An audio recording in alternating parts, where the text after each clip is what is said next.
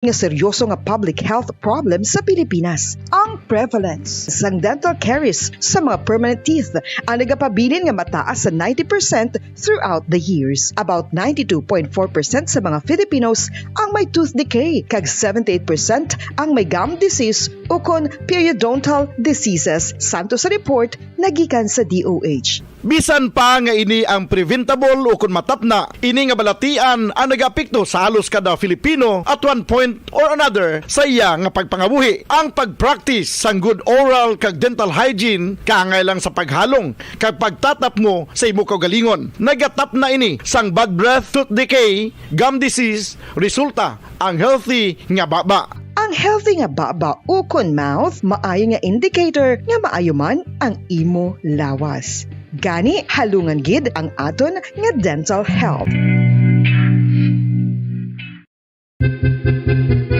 San o ikaw ulihi nga nag-ilis ang sponge nga ginagamit mo sa paghugas sa mga kitchen utensils? Ang kitchen sponge, mga kabombo, ang mas mahigko pa sa toilet. In fact, ginpahayag sang microbiologists nga ang mga butang nga ginagamit naton sa pagtino sa mga dishes ang pinakahigko nga bagay sa balay. Sa isa ka pagtuon nga na-publish sa journal nga Scientific Reports, ang spongy bacterial colonies ang mas delikado sa aton ikaayong lawas. Bangod sini, ginarekomendar sa mga researchers nga dapat islan ang sponge kada simana. Ang kitchen ang lugar sa aton balay kung sa diin nagasugod ang mga new bacteria. Bangod sa human traffic kag food preparation. Bangod ang sponge ang masami nga warm, mabasa kag matrace ang old food. Ini ang ideal nga breeding ground para sa bacteria. Suno sa pagtuon, maayong idea nga tinluan ang sponge kada tapos gamit. Apang ginasuggest sa mga researchers nga regular nga islan ang kitchen sponge. Ang kitchen ang lugar sa aton balay kung sa diin nagasugod ang mga new bacteria. Bangod sa human traffic kag food preparation.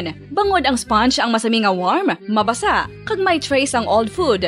Ini ang ideal nga breeding grounds para sa bacteria. Suno sa pagtuon, maayo nga idea nga tinluan ang sponge kada tapos gamit, apang ginasuggest sa mga researchers nga regular nga islan ang kitchen sponge. Yari na ang isa sa nakapabaylo kag nakabaton sang brand new radio set with AM and FM band kag 1,000 pesos cash. Nagikan sa Bombo Radio Bacolod.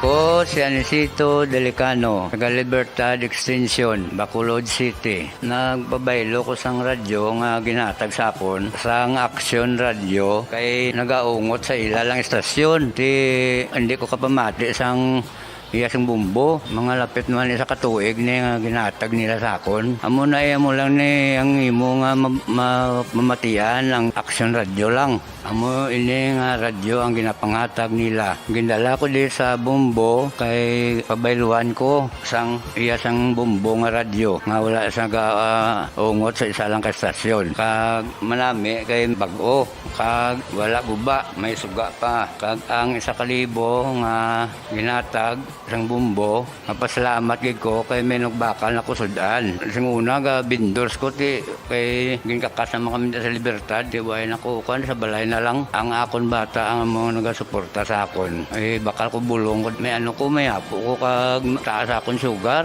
Ga pasalamat gid ko sa Bombo Radio sang ginatag nila nga 1,000 kag ang radyo. Salamat gid. Basta Radio Bombo number 1.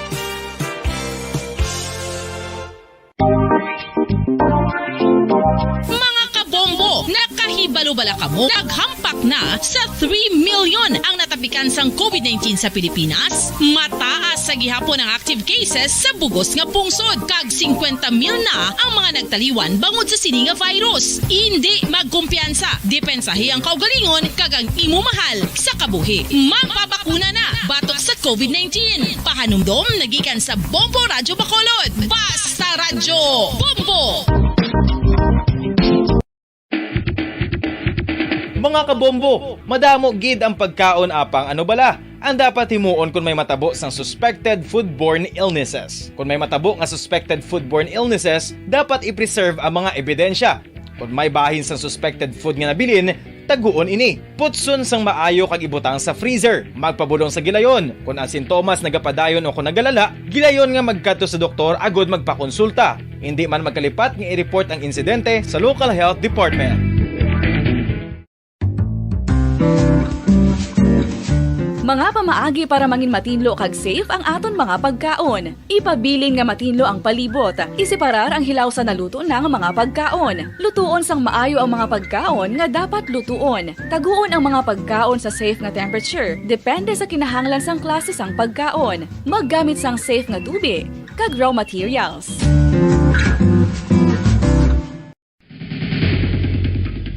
Ang food safety ang nagagarantiya nga ang pagkaon hindi makatugas sang anuman nga halit sa consumers o kung makakaon sini, samtang ini ang ginahanda o kung nakaon. May ara man sa ginatawag food and waterborne diseases o kung grupo sa mga balatian, tugas ang anuman nga infectious o kung non-infectious agents. Ang mga masunod ginakabig common causes ng food and waterborne diseases. Unsafe nga ginahalinan sa ginainom nga tubig, improper disposal of human waste, unhygienic practices, unsafe food handling and preparation practices. Isa ka bala sa mahinuptanan nga ido, mangin responsable nga dog owner. Bilang nagapanag-iyas ang ido, siguraduhon nga ang mga ini ang regular nga nabakunahan batok sa rabies. Ipaidalom ini sa mandatory registration. Siguraduhon nga hindi ini manginlayaw o kon magsigilagaw o kon libot sa mga kalye o kon sa anuman nga mga public places. Imo man responsibilidad nga mapag-groom ang mga ini, matagaan sa bastante nga pagkaon kag shelter. Responsibilidad mo bilang pet owner nga gastuhan ang anuman nga gastuhon medikal sa tion nga makakagat ang imo ido. Rabies is preventable. Mangin responsable nga dog o kon pet owner.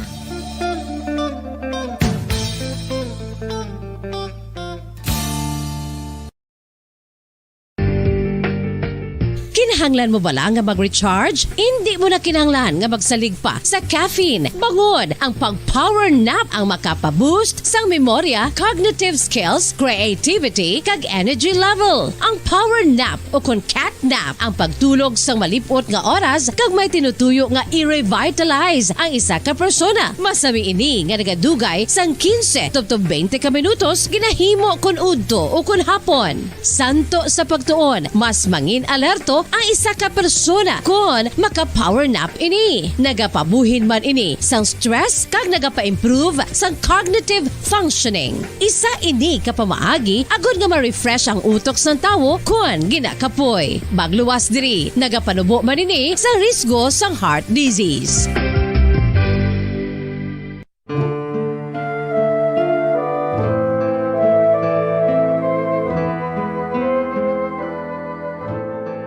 Pangamuyo para sa 2022 elections. Sa ngalan sang Amay, sang Anak, kag sang Espiritu Santo.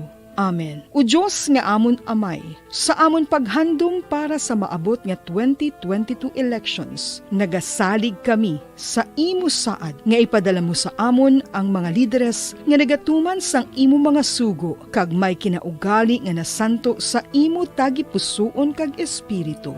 Ginoong Jesus, hatagi sang inspirasyon ang tanan nga nagahandom nga magpungko sa pwesto, agud sila mangin leader kag alagad nga magabutang sang kaayuhan sang kadaman, ilabi na ang mga kubos, mga maluya, kag mga ginapigos, labaw sang sa ila personal nga interes. Tagdumala nga alagad nga nagahandom sa matudtud nga pag-alagad, kag indi nga sila ang pag-aalagaran. Tagdumala nga alagad nga may integridad, kag kaluoy para sa tanan. Ubalaan nga Espiritu Santo, sanagi ang amon mga huna-huna kag kasing-kasing, agud amon makita sang maathag ang mga kinahanglanon sang amon katawhan, ang mga promesa sang mga kandidato, kag ang ila ikasarang sa pagtuman sini tanan. Nga kami magpili sang husto nga lider, nga matuod nga magadumala kag mag-alagad, lider nga nagatuman sang imo sugo kag may kinaugali nga nasanto sa imo tagipusoon kag espiritu, lider nga magahiusa kag magagiya sa amon sa pagpatigayon sang kayuhan sang tanan kag para sa imo bug-os nga kahimayaan. Amay, Anak, kag Espiritu Santo, ikaw ang Diyos sang kabuhi kag paghigugma. Ang Ginoo sang tanan nga panahon, mag-upod ka unta sa amon sa siningtion nga nagahanda kami para sa palabuton nga eleksyon. Amen. Sa ngalan sang Amay, sang Anak, kag sang Espiritu Santo. Amen.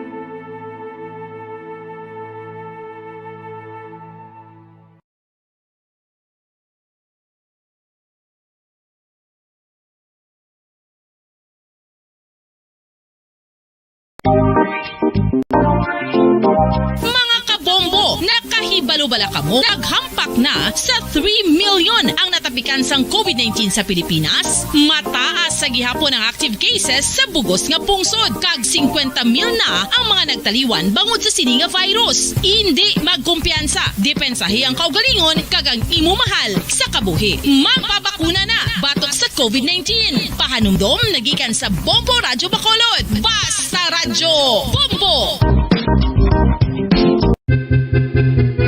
San o ikaw ulihi nga nag-ilis ang sponge nga ginagamit mo sa paghugas sa mga kitchen utensils? Ang kitchen sponge mga kabombo, ang mas mahigko pa sa toilet. In fact, ginpahayag sang microbiologists nga ang mga butang nga ginagamit naton sa pagtinlo sa mga dishes ang pinakahigko nga bagay sa balay. Sa isa ka pagtuon nga na-publish sa journal nga Scientific Reports, ang spongy bacterial colonies ang mas delikado sa aton ikaayong lawas. Bangod sini, ginarekomendar sa mga researchers nga dapat islan ang sponge kada simana. Ang kitchen ang lugar sa aton balay kung sa diin nagasugod ang mga new bacteria. Bangod sa human traffic kag food preparation. Bangod ang sponge ang masami nga warm, mabasa kag matrace ang old food. Ini ang ideal nga breeding ground para sa bacteria. Suno sa pagtuon, maayong idea nga tinluan ang sponge kada tapos gamit. Apang ginasuggest sa mga researchers nga regular nga islan ang kitchen sponge. Ang kitchen ang lugar sa aton balay kung sa diin nagasugod ang mga new bacteria. Bangod sa human traffic kag food preparation. Bangod ang sponge ang masami nga warm, mabasa, kag may trace ang old food. Ini ang ideal nga breeding ground sa para sa bacteria. Suno sa pagtuon, maayong nga idea nga tinluan ang sponge kada tapos gamit, apang ginasuggest sa mga researchers nga regular nga islan ang kitchen sponge. Mga kabombo, madamo gid ang pagkaon apang ano bala. Ang dapat himuon kung may matabo sang suspected foodborne illnesses. Kung may matabo nga suspected foodborne illnesses, dapat i-preserve ang mga ebidensya. Kung may bahin sang suspected food nga nabilin, taguon ini. Putson sang maayo kag ibutang sa freezer. Magpabulong sa gilayon. Kung ang sintomas nagapadayon o kung nagalala, gilayon nga magkadto sa doktor agod magpakonsulta. Hindi man magkalipat nga i-report ang insidente sa local health department. Mga pamaagi para mangin matinlo kag safe ang aton mga pagkaon. Katotohanan, 5 dekada nang nagtatanggol sa mga mamamayan. Patuloy na nagsasaliksik at mabilis maghatid ng mga balitang siksik at malaman. Patuloy na nangunguna sa mga issue, drama, promo at serbisyo publiko. Ito ang Bombo Radyo Bacolod, ang pambansang radyo ng Pilipinas. Basta Radyo Bombo! Philippine Standard Time in punto 5 ang takna sa hapon. Bombo Radyo Bacolod. Number 1! Basta Radyo Bombo! Mayang hapon syudad sang Bacolod, kabugusan nga probinsya sa Negros Occidental, bugos nga Pilipinas kag bugos nga kalibutan. Iyari na mga pagdulong namon sa inyo sa madalalag ko, bag-o, mainit-init pa ang mga balita dali sa Bombo News and Views Afternoon Edition. Subong adlaw Webes, petsa 17 sa bulan sang Pebrero 2022. Una kita mga kabombo sa aton si mga headlines. Malapit, isa ka 1,500 ka mga pamilya sa Banwa sang Kanuni nga nagubaan sang balay sang naglabay ang bagyong Odette nakabato na sang roofing materials kay na. Pila ka eskwelahan sa Negros Occidental nag-resume na sang limited face-to-face classes. Bangod yara na sa alert level 2 ang probinsya. Samtang pag-resume sang in-person classes sa syudad sa Bacolod, gindiskusyon na naman sa DepEd kag city officials. Membro sang local school board nagpanawagan sa nag-aakusar nga overprice ang choco milk drink nga ginpanagtag sa mga estudyante nga magpasaka sang kaso. Opisyal sang Philippine Statistics Authority nagpasalamat sa executive order ni Presidente Duterte nga naga-institutionalize sa paggamit sa national ID. Mga personal sang BJMP kag mga preso sa Bacolod kag Negros Occidental ginpay-down sa drug test kadungan sang Greyhound operation. Amoy at mga kabombo aton si mga headlines. Kagkaroon, lito na kita sa mga detalye na. sa ato nagapauna nga mga balita upod sa inyo sini nga mga tagbalita. Bombo Zaudi Foro II. Kag Bombo Jazz de Jesus Madrigal. Sa detalye na sa ato nagapauna nga balita, kapin 7 milyones ka pesos nga balor sang roofing materials ang gipanagtag sa provincial government sa Negros Occidental sa mga pumuli sa Banos sang kanuni nga nagubaan sang balay kadungan naman sa paglabay sang bagyong Odette duha na kabulan ang nakaligad. Mismo si Negros Occidental Governor Eugenio Jose Bong Lacson ang nagpanguna sa distribution sa roofing materials kaina sang aga kung sa rin 1,476 kapamilya ang kabugusan nga nakabaton sang roofing materials. Ini ang gilakipan sang 6 ka corrugated sheets kag 2 ka plain sheets nga naglaba sang 8 ka tapak samtang magindaho man sa ilang food packs nga ginabugusan sang bugas kag tinapay kag canned goods.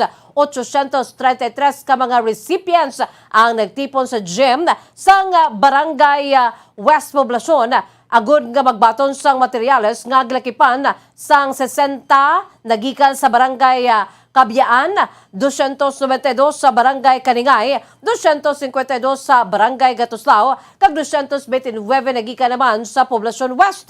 643 naman na nagtipon sa gym sang barangay Poblacion East nga gilakipan sa 90 ka residente sa barangay Agboy, 77 nagikan sa barangay Banga, 234 nagikan sa barangay Haba, 56 nagikan sa barangay Payawan, kag 146 nagikan naman sa Poblacion West. Ang Banos sa kanuni ay kalimang LGU sa 6th District sa Negros Occidental nga nakabaton sang roofing materials kag sa masunod nga semana ang syudad naman sang Kabangkalan ang bisitahan. Kung matapos ng mga LGUs sa 6th District, managtag naman ang provincial government sang cash assistance sa mga pumuluy sa 5th District sa Negros Occidental apang ang makabaton lamang amo ang mga pamilya nga wala sa nabaton nga ayuda nagika naman sa national government kag subahin sang LGU. Nag-resume na ang limited face-to-face classes sa mga pilot sites sa Negros Occidental. Subong agin pa idalom ang probinsya sa Alert Level 2. Sa interview sa Bombo Radio kay Ayan Arnold Arnaiz, Public Information Officer sa DepEd Division of Negros Occidental, nagbalik na ang face-to-face classes sa Valladolid National High School. Kaya 3 kay ban pa nga eskwelahan. Sa karon 16 na ka eskwelahan sa nasakupan sa DepEd Division of Negros Occidental ang nakapa-validate sa ahensya agod nga makapatigayon sang in-person classes kag kwalipikado na ang mga ini. Isa sa mga guidelines ng DepEd among zero COVID cases sulod sang 28 kaadlaw. Kinahanglan naman sang parents consent agod nga makabalik ang mga estudyante sa classroom. Sa karon wala pa man sang guidelines ang face-to-face graduation bangod madugay pa man magsira ang school year kag second half pa lang sang academic year. Sa karon sa tiyon nga magbalik na ang face-to-face classes nagalawang division office suno kay Arnaiz nga i-maximize sa mga estudyante ang ini nga kahigayonan agud nga makatuon sang maayo. Sa subong nga adlaw there are 4 schools nga ma-open na sang ma-start sa ila face to face ang Valladolid National High School nga para na sa pilot so ma-resume siya or subong or tomorrow at ang iya schedule. Yes, sir. Tapos ang tatlo pagid nga dira man sa Valladolid National High School nga ready naman to open. They came from different LGUs, Valladolid, Pontevedra, Hinigaran, Pandan, Hinubaan. Amo na sila nalibot na tanan ang ina nga mga schools. Ang kabayan sa pagpayag ni Ayan Arnold Arnaiz, Public Information Officer sa DepEd Division of Negros Occidental. Samtang gindiskusyonan na sa Department of Education Division of Bacolod City kag sa mga opisyales sang syudad ang pag-resume sa limited face-to-face classes subong nga ginpaidalom na ang Bacolod sa Alert Level 2. Sa interview sang Bombo Radio kay Bacolod City Councilor Renicito Lovero, Chairman sa Committee on Education sa Sangguniang Palusod nga miyembro man sa Local School Board, nakigsapol ini kahapon kay Assistant Schools Division Superintendent Peter Galimba kag sa Presidente sa tanan nga public school sa syudad agud nga istoryahan ang resumption sa face-to-face classes. Sunod sa kay Lovero, may memorandum si DepEd Secretary Leonor Briones nga nagapanugot sa resumption sa limited face-to-face classes basta masunod lamang ang mga requirements. Ang in-person classes sunod sa Novero, kaangay sang yara sa Alangilan National High School. Ang saranggid nga maka-resume basta aprobado lamang sa DepEd kag sa local government unit. Samtang nagapati naman ang konsehal nga magadepende sa sitwasyon kung mabalik na ang face-to-face graduation, bukod nga minado ini nga nahidlaw na ang mga estudyante kag ginikanan sa kaangay nga setup sa tagsa nga matapos ang school year. Sunod sa Novero, padulong na gid man ang Pilipinas sa new normal, bukod hindi pwedeng nga matiner sa sininga sitwasyon sa walawig nga panahon. Natang secretaries and secretaries somehow issued already a memorandum circular allowing resumption of face-to-face class on instructions subject to certain conditions like dapat zero positivity ang sa kabarangay, inahamtan ng eskwelahan for the past 28 days. But somehow it can be arranged depending naman sa DepEd kag sa local government unit. Ang kabay sa pagpahig ni Bacolod City Councilor Renesito Novero, Chairman sa Committee on Education sa Sangguniang Panlungsod. Giningganyo sang chairman sang Committee on Education sa Sangguniang Panlungsod ang sinuman nga may ebidensya nga overpriced ang choco milk drink nga ginpanagtag sa mga elementary students sa syudad sang Bacolod. Sa Pebrero 14, gin-turnover sa City Government sa DepEd Division of Bacolod ang 1.2 million nga choco milk drink pagi sa seremonya ang ginpatigan sa Corazon Locsin Montelibano Elementary School. Ang choco milk drink ang ipanagtag sa 16,918 recipients sa sulod sang 71 kaadlaw kung sa diin ang kada recipient sa makabaton sang 71 ka beverage sa kabugusan 46 ka public and elementary schools sa Bacolod ang makabaton sa choco milk drink. Apang kahapon nakita sa social media ang aligasyon nga overpriced ang beverage para sa mga pupils. Sa interview sa Bombo Radio kay Bacolod City Councilor Renesito Novero, mahapos lang maghimo sang isyu nga overpriced ang choco milk, gani ginaingganyo sini ang nagapagwa sang aligasyon nga mag-file sang kaso batok sa mga opisyales nga ila ginapatihan nga nakasala. Suno kay Novero, 24 million pesos ang pondo nagikan sa Special Education Fund nga ginpain para sa proyekto nga nagatuyo nga mahatagan sang duga nga nutrisyon ng mga kabataan. Ang sa isang beverage nga ginbakal santo sa requisite ang gintalana sang doktor sang division office kag naglabay ni sa husto nga bidding process. Suno kay Novero, wala na sang kahilabtanan ng mga city officials sa bidding bukod mayara sang Bids and Award Committee nga mas makasabat sang akusasyon. Kahapos lang din nagdimo kritisismo sa programa sa gobyerno, no? Pero ay ginencourage, however, sino man nga may bayong akusadang corruption, mag-file kaso kung may nakitaan sila nga may nakasala. Ay, would be helpful. Pabulig ko sa ila. Pero ang ako nabaluan naman nagprograma kita sa local school board para sa ayong nutrition sa aton mga kabataan diri sa Bacolod. And that would involve mga 16,918. Ang kabayan sa pagpahayag ni Bacolod City Councilor Renesito Novero, Chairman sa Committee on Education sa Sangguniang Panlungsod. Samtang nagapati naman ang pinuno sa Philippine Statistics Authority Negros Occidental nga maklaruhan ang issue angot sa national ID nga wala ginakilala sa pila ka public and private offices bilang bastante nga ebidensya sang identity. Sang nagadala sini subong nga nagpagwa na sa executive order si Presidente Rodrigo Duterte nga naga-institutionalize ang pagbaton sang Filipino National ID System. Sa ito naman sa executive order number 162 mayroon sang urgent nga kinanglanon nga i-institutionalize ang pagbaton sang Philippine ID kag sumuman sang PSN o kunang PhilSys number bilang authenticated kag sufficient nga proof of identity kag edad sa tanan nga government and private transactions agud nga ma-improve ang efficiency sa pag-deliver sang social services, mapakusog ang financial inclusion kag ma-promote ang mga transaksyon sa negosyo. Sunod sa kay Presidente Duterte, ang PhilSys ang mangin central identification platform sa gobyerno sa tanan nga residente kag resident alien sa pungsod. Ang PhilSys ang magaserbe naman nga official government issued identification document ka official proof of identity sa mga cardholders sa pagdeal sa tanan nga national government agencies.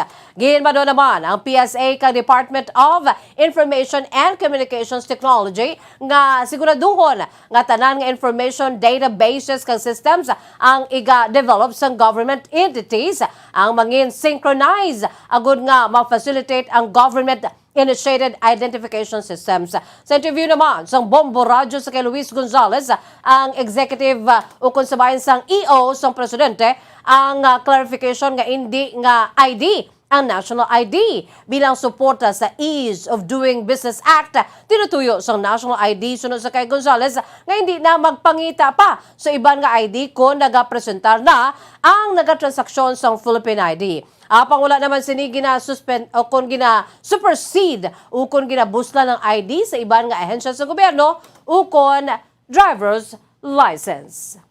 Pasalamat na sa nga nag-issue ng gila nga atong presidente sa iyang executive order number 162 regarding sa gamit sa aton nga national ID, no? So ini siya isa ka clarification sa aton man nga mga previous nga mga interview nga ang aton nga national ID hindi siya ordinaryo lang ID kundi amo na siya ang aton nga identity as Filipino Filipino citizen, no? Included diri ang resident alien, but for now ang aton resident alien Ang kabay sa pagpag ni Luis Gonzales, Chief Statistical Specialist sa PSA Negros Occidental.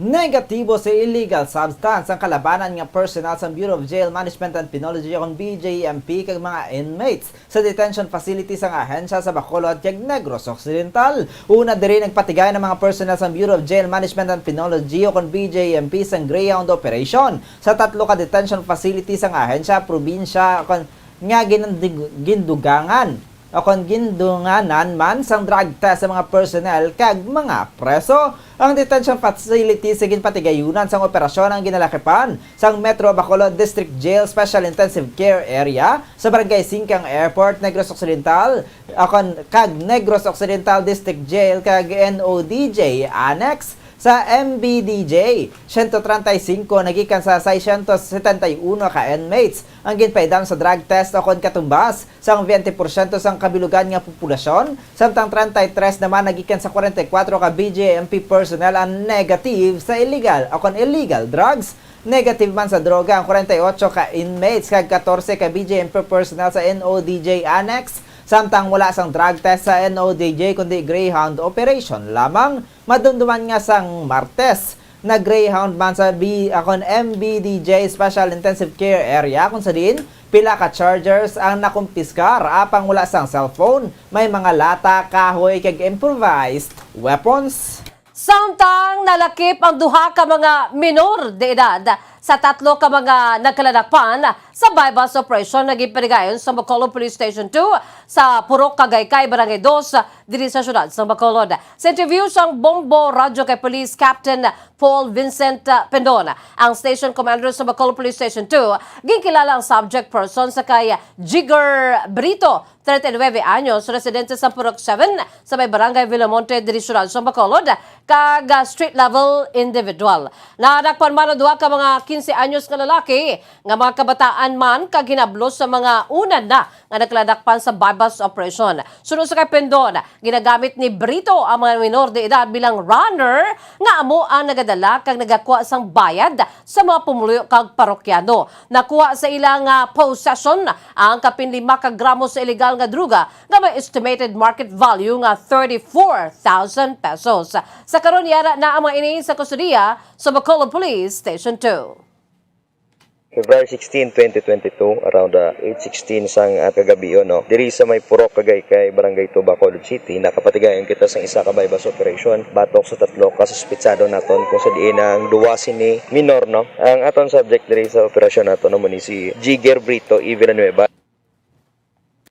Ang kamay sa pagpag ni Police Captain Paul Vincent Pendon, Station Commander sa Bacolod Police Station 2. Liwat nga nadakop sa ginpatigay nga drug bypass operation sa Sitio Bara, Barangay Mambulak, Silay City. Ang isa ka lalaki nga sang Enero lang naka-avail sang plea bargaining agreement sa kaangay man nga kaso. Sunod kay Police Lieutenant Colonel Robert Petate, hepe sa Silay City Police Station, ang suspitsado ng kilala kay Jericho Taquiado 30 anyos residente sa lugar. Na-recover gikan diri ang 5 tanan ka medium heat cell transparent plastic sachet sa suspected shabu, kalakip na ang buy-bust item. Ang suspected shabu ang ginabanta nagabugat sa 9 ka gramos kay may estimated market value nga 61,200 pesos. Nakuha man gikan diri ang mga plastic sachet nga may traces pa sa suspected shabu, 2 ka disposable lighter, 3 ka plastic straws, improvised tutor, canister tube, itom nga karton kay 2 ka unit sang cellphone. Ang suspetsado nakahunong na sa karon sa kustudiya sang Silay City Police Station kay gina-inquest na ang ipagkapasaka nga kaso nga pagbaylar sa Republic Act 9165 o ng Comprehensive Dangerous Drugs Act of 2002. Suno kay Petate, ang suspetsado ang nadakop na sa kaangay nga bayulasyon sang 2019. Ini nga nakapansya naman sa kaso kag sang Enero 2022 siya ang naka-avail sang plea bargaining agreement. Apang kulang-kulang 1 ka bulan humalin sang nadakpan akon sang nakagwa. Ang suspetsado ang liwat naman nga nadakpan sa paghupot, paggamit kag pagbaligya sang illegal nga droga. Buy-bust operation sa Sitio Bara, Barangay Mambulak, Silay City. Able to apprehend suspect Jericho Dakyado, 30 years old, listed SLI, garisaman sa police station. May mga recovered na mga pieces of evidence. 5 medium sachets of suspected shabu and drug paraphernalia. Recovered items is estimated with a standard drug price of 61,200 or 9 grams of shabu. Ang kabansog payag ni Police Lieutenant Colonel Robert Petate, ang hepe sang Silay City Police Station. Samtang arestado ang 51 anyos nga lalaki matapos nakuhaan sang illegal nga armas sa Sitio Mabucano, Barangay Kabatangan, Syudad Santa Lisay. Sa informasyon na nakuha sang bombo radyo, ginkilala ang suspetsado kay Fernando Vinyarta, 51 anyos, residente sa Sitio Mabucano, Barangay Kabatangan, Talisay City. Napadayon sang CIDJ Negros Occidental Lead Unit kag Talisay City Police Station sa bahin sa entrapment operation ukon buy-bust of firearms nga nagresulta sa pag-aresto naman ni Vinyarta. Nakuha sa iya sining pangidakop ang 100 pesos nga subscribe money, 18,900 pesos nga budol money, 1 ka unit sang kalibre 45 nga pistola, 1 ka magazine sang caliber 45 pistol, kag 4 ka live ammunition sang caliber 45 pistol. Si Vinyarta ang yara na sa karon sa kustodiya sang Talisay City Police Station kag natala na nga magapatubang sang kaso nga pagbaylar sa Republic Act 10591 ukon ang Comprehensive Firearms and Ammunition Regulations Act kag COMELEC gun ban.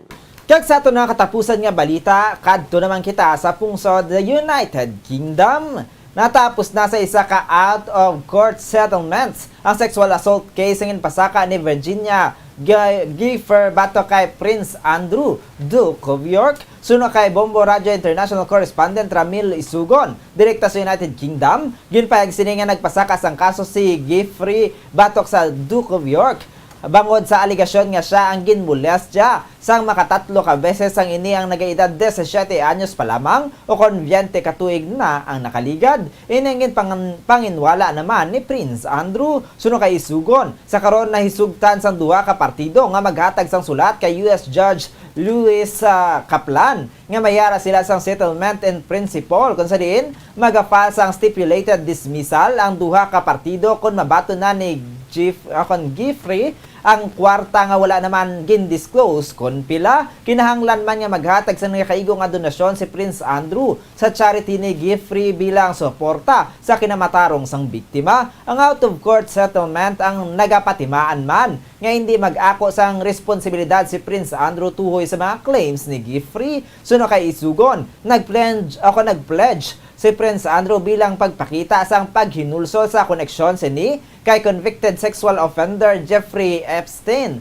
kag magasuporta sa mga biktima sang sex trafficking kag pagpakigbato batok diri. Suno kay international correspondent dako kag maayo gid ini nga balita para sa royal family, ilabay na nga ginahalungan ang ilang nga reputasyon, finances kag titulo. Daw kaangay man niya nangin pribado nga individual si Prince Andrew matapos ang mga aligasyon batok sa iya bangod nangin back to zero ini kag ginkuha ang tanan sa iya. Nagapati si Isugon nga madugayan pa antes mabalik ang reputasyon sang Duke of York.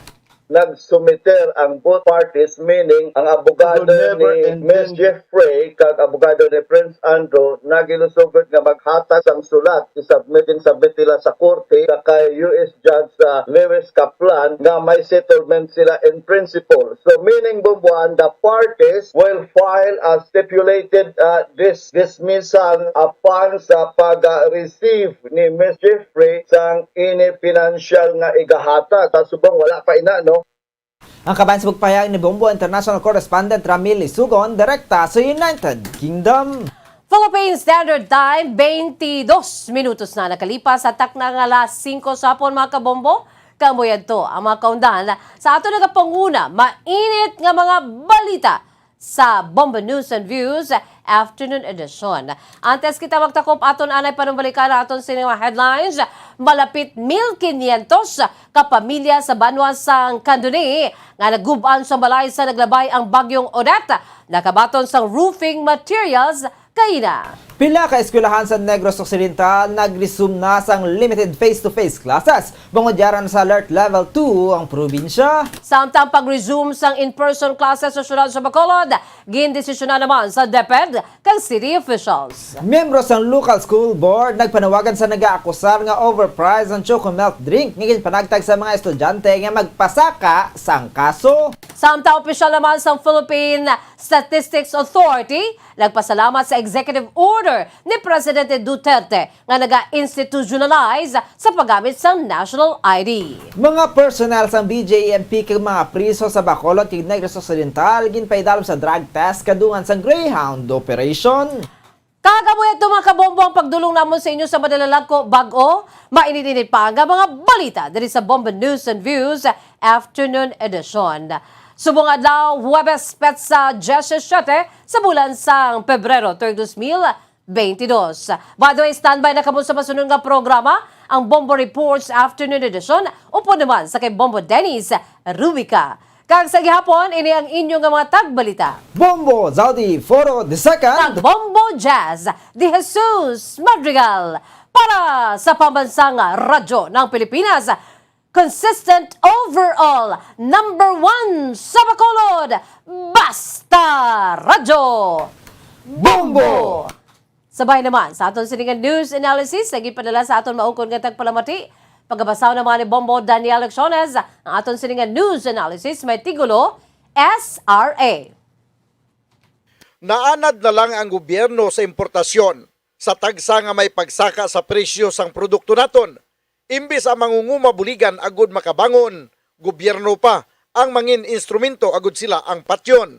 Sining karon lang, SRA Sugar Order ang ginpapanaog. May katuyuan nga magbakal sang kalamay gikan sa luwas sang pungsod. Kay kuno nagjutay ang supply bangod sang bagyo nga si Odette. Amo man ang rason kung nga nagmahal ang kalamay sa market. Pero sang ulihin ay baluan, bagyong Odette hindi man gali amo ang kabangdanan. Kay hindi man dakuan na tugang nga kalitan sa malapad naton nga katubuhan. Kag hindi man gali rason sang importasyon ang pagjutay sang produksyon, kundi may lain pagid gali nga katuyuan, ini ang pagbulig sa nagahimo ilimnon agud hindi matamaan. SRA hindi para sa katawhan. Magagmay nga mga mangunguma ang mahimo nila talikdan, kay mas labi nila nga ginapangapinan ang interes sang multinational nga manggaran. Ang ini nga panghuna-huna pananawan ang ginpadala ni Eugenio Peralta sang Talisay City, Negros Occidental. Sa mga tagpalamati isang Bombo Radyo Bacolod, pwede man kamo magpadala sang inyo panghuna-huna kag pananawan sa Bombo News and Views Afternoon Edition. Care of DYWB Bombo Radyo Bacolod, CBS Development Corporation Building, Lacson Street, Mandalagan, Bacolod City. O kung pinaagi man sa email address ang Bombo Radyo Bacolod, bombo_bacolod@bomboradyo.info. Bombo Tips sagud malikawan ng insomnia. Ang pagtulog sang maayo ang makaapekto sa mental kag physical health